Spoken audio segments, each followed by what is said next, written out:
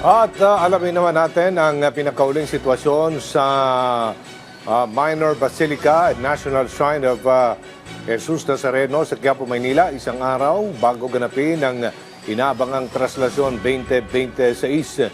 Si Bernard Ferrer sa Sentro ng Balita. Bernard!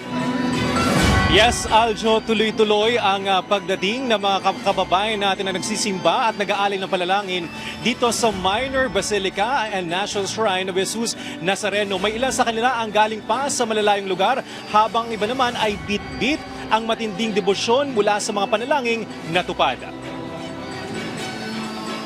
Matindi sakit nga yung lepto. Kala ko nga po mawawala na. Minsan nang sinubok ang debosyon ni Marina sa Pong Jesus Nazareno nang tamaan ng leptospirosis ang kanyang mister. Sa pagkakaospital ng kanyang mister noong nakaraang taon, akala niya ituloy na siyang iwan ito. Pero ang hamong ito, idinaan ni Marina sa mataimtim na panalangin sa Pong Jesus Nazareno.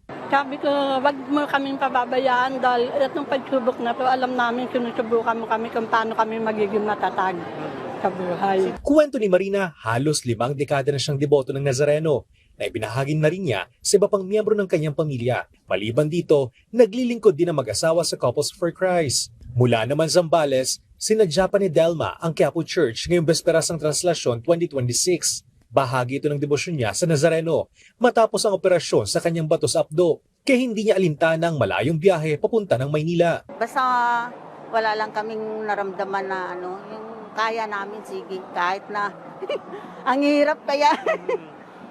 Mag-commute, mahirap. Mula Bulacan, maagri nagsimba si Eds sa Quiapo Church. Minana niyang debosyon sa Nazareno mula pa sa kanyang mga magulang. Yung papa ko, yung dati po, sumasama po talaga sa paghila ng lubid, tsaka si mama po.